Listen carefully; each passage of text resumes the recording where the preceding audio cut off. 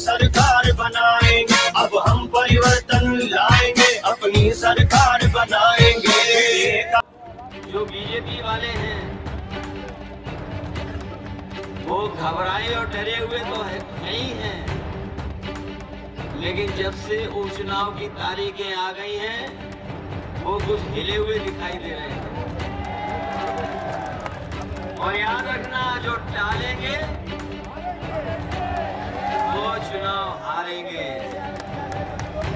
और अगर मैं सच्चाई कहूं और प्रतिशत के हिसाब से कहूं तो इस बार भारतीय जनता पार्टी 100% चुनाव हारने जा रही है।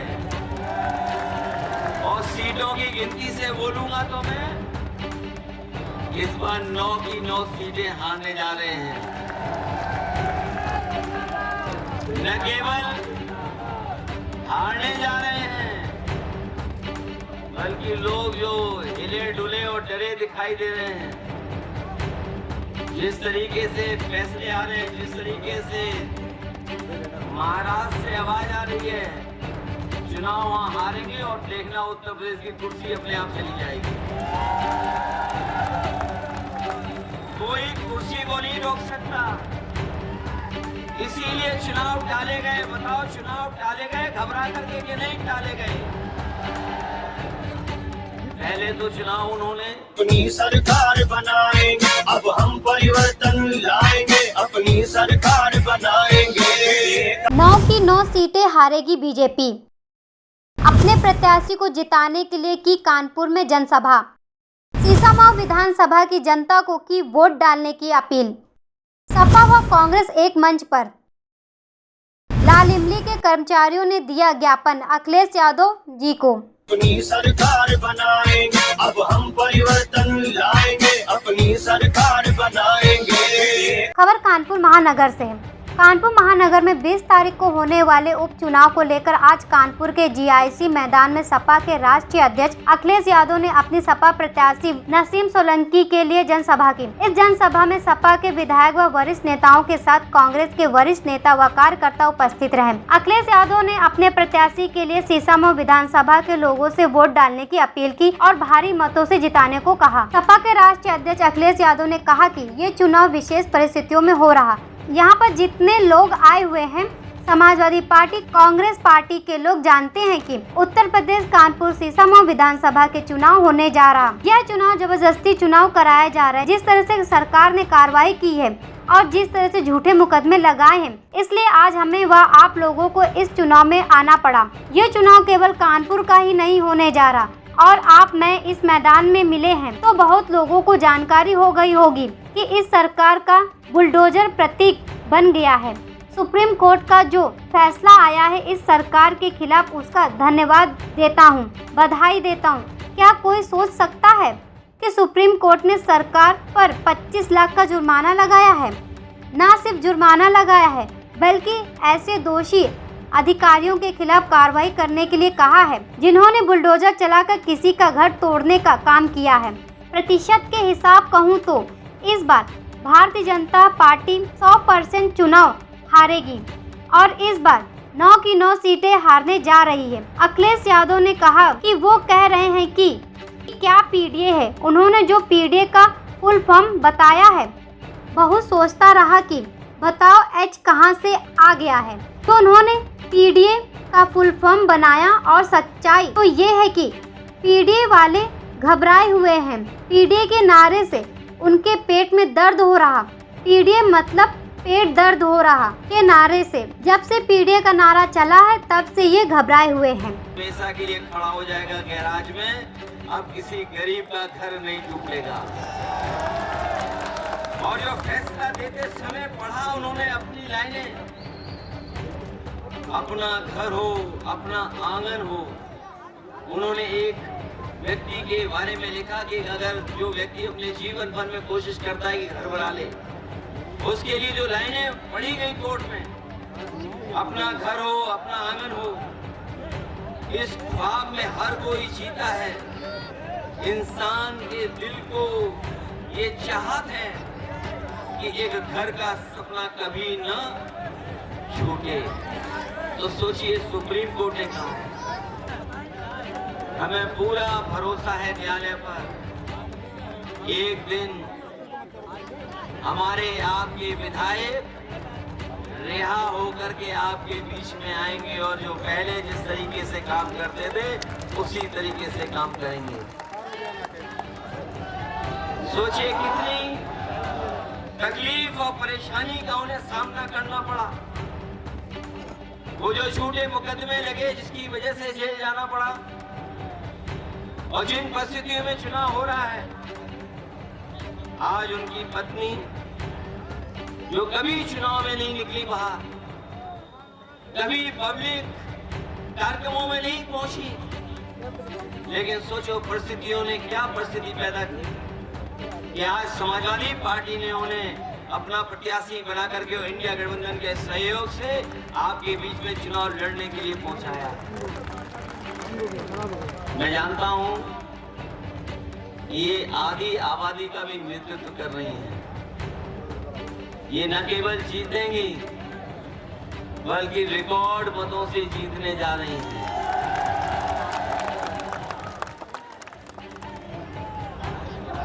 इसीलिए आपने देखा होगा लोग जो बीजेपी वाले हैं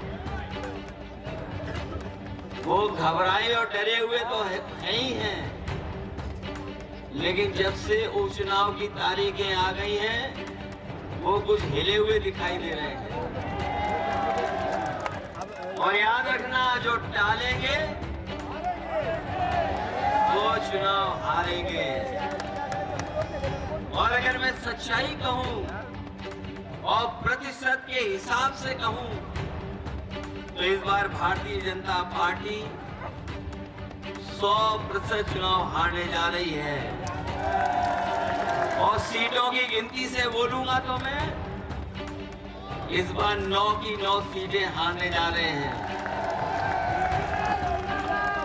न केवल हारने जा रहे हैं बल्कि लोग जो हिले डुले और डरे दिखाई दे रहे हैं, जिस तरीके से फैसले आ रहे हैं, जिस तरीके से महाराष्ट्र से आवाज आ रही है, चुनाव वहां हारेंगे और देखना उत्तर प्रदेश की कुर्सी अपने आप चली जाएगी। कोई कुर्सी को नहीं रोक सकता। इसीलिए चुनाव टाले गए। बताओ, चुनाव टाले गए घबरा करके कि नहीं टाले गए? पहले तो चुनाव उन्होंने क्योंकि मुख्यमंत्री जी खुद गए वहां पर, और एक बार नहीं गए, 3 बार गए वहां पर। 3 बार गए, अधिकारियों को लगा दिया, तमाम योजनाएं उन्होंने शुरू करा दी जो बंद पड़ी थी। लेकिन जब उनका इंटरनल सर्वे आया कि आप तब भी हार रहे हो, तो उन्होंने चुनाव अयोध्या का भी टाल दिया। ये चुनाव बताओ कब होना था आपके बीच में? आज कौन सी तारीख है?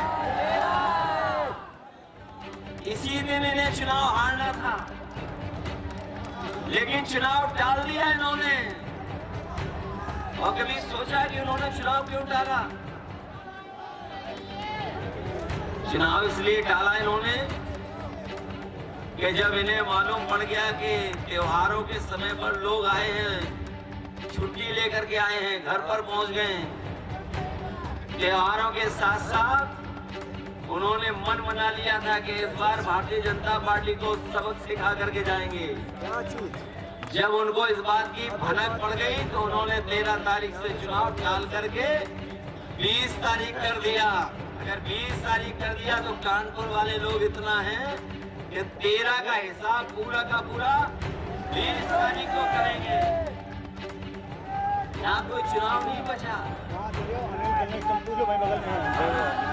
और हमारे जो मुख्यमंत्री जी हैं, बताओ, परीक्षा नहीं करा पा रहे। परीक्षा में न जाने कौन सा बदलाव चाहते हैं। ये योगी सरकार अनुपयोगी है। और जो आयोग है, आयोग बन करके खड़ा है, वो नौकरी नहीं दे पा रहा, वो परीक्षाएं नहीं करा पा रहा। और सोचिए पर्चे कितने लीक हुए थे, याद है आपको कि नहीं याद है? 7 साल में इतने कभी परीक्षा लीक नहीं हुए पेपर जितने इस सरकार में पेपर लीक हुए थे, और लगातार पेपर लीक हुए थे। और उसका परिणाम ये हुआ था कि नौजवानों ने उत्तर प्रदेश के लोकसभा के चुनाव में जनता का साथ लेकर के इनके खिलाफ मतदान कर करके ऐतिहासिक हार दिलाई थी उत्तर प्रदेश से। ये कभी कल्पना नहीं कर सकते थे, लेकिन उत्तर प्रदेश के किसानों ने, नौजवानों ने मिल करके इनको हराने का काम किया। जो नौजवान नौकरी ढूंढ रहा है वो जान गया है कि नौकरी भाजपा के एजेंट में नहीं है, एजेंडा में नहीं है। ये नौकरी देना, पेपर कराना, समय पर नौकरी मिल जाए, वो भारतीय जनता पार्टी का एजेंडा नहीं बचा। और ये न केवल नौजवानों को धोखा दे रहे हैं, बल्कि नौजवानों के भविष्य को भी धोखा देने का काम कर रहे हैं। नौकरी है ही नहीं, रोजगार नहीं। और इलाहाबाद के हजारों छात्र आंदोलन कर रहे हैं, इन पे आरोप लगते हैं, कोई एक आरोप नहीं लगता, इन पे आरोप लगातार लग रहे हैं। परीक्षा प्रणाली में हेरा फेरी करने वाले यही भाजपा के लोग हैं, इन पे आरोप लगता है। गलत प्रश्नोत्तर बनाते हैं, गलत क्वेश्चन डालने वाले यही भाजपा वाले हैं। परीक्षा रद्द करवाने वाले यही भाजपा वाले हैं। और कभी कभी कॉपी भी बदलवा देते हैं। और आपको याद होगा पिछले चुनाव में भी, आज भी हम कह रहे हैं कि आरक्षण को मारने वाला कोई नहीं, यही भाजपा वाले लोग हैं जो आरक्षण को भी समय समय पर छीनने का काम कर रहे हैं। न केवल आरक्षण को मार रहे हैं, बल्कि रिजल्ट को भी परवाह नहीं करते कि समय पर रिजल्ट आए कि नहीं आए, रिजल्ट को भी टालते हैं। और जब इन सब चीजों से निकल भी जाए तो ये जाकर के कोर्ट में परिणाम को भी लेकिन इस बार नौजवानों ने मन बनाया है कि ऐसी युवा में जानते नहीं है। वो कह रहे हैं कि पता नहीं क्या पीडीए है, उनका फुल फॉर्म जो पीडीए का बताया तो मैं बहुत सोचता रहा, ये बताओ एच कहां से आ गया इसमें।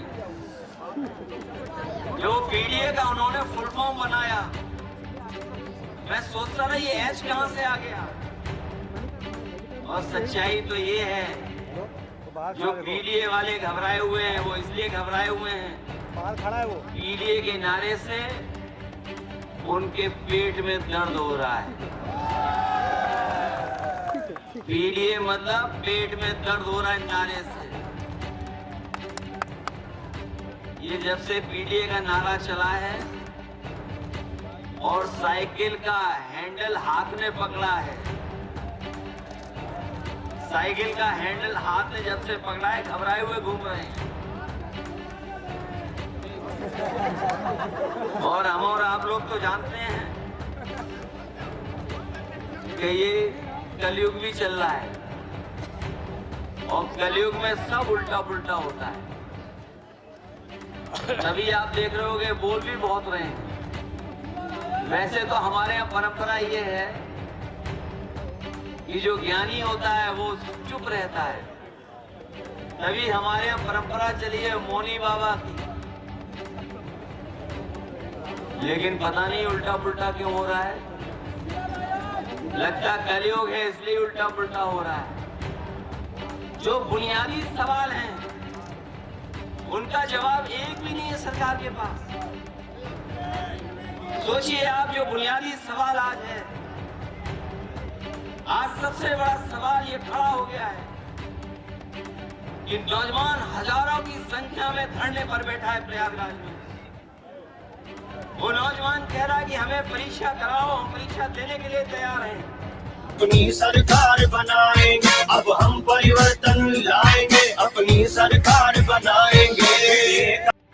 और समाजवादी पार्टी हम लोगों ने बहुत ये बुलडोजर अनकॉन्स्टिट्यूशनल है, बुलडोजर अनडेमोक्रेटिक है, बुलडोजर डर का प्रतीक है, डर का प्रतीक और अन्याय मैं बधाई देना चाहता हूँ सुप्रीम कोर्ट को, बधाई देना चाहता हूँ सबको जिन्होंने इसमें लड़ करके ये सुप्रीम कोर्ट के माध्यम से फैसला आया है।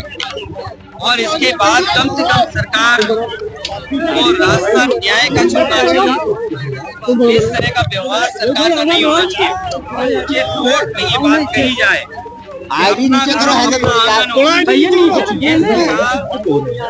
घर तोड़ने वाली है, घर बनाने वाली नहीं। मैंने कहा डिवाइडर जिन्होंने नारा दिया उनके वचनवंशी लोग हैं, विचारवंशी लोग हैं, इन्हें विकास से कोई लेना देना नहीं है। तो सरकार नौकरी देने के लिए बनी थी, वो नौकरी छीन रही है।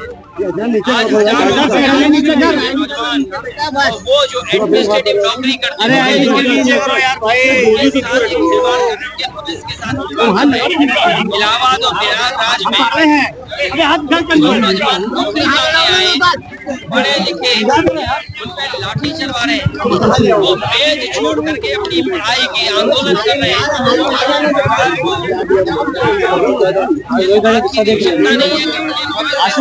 खिलवाड़ करी उनकी मांगे जायज हैं। जो अभ्यर्थी केस के आंदोलन कर रहे हैं आयोग को और सरकार को माननी चाहिए। ये आयोग जो है आयोग बन करके खड़ा हो गया है।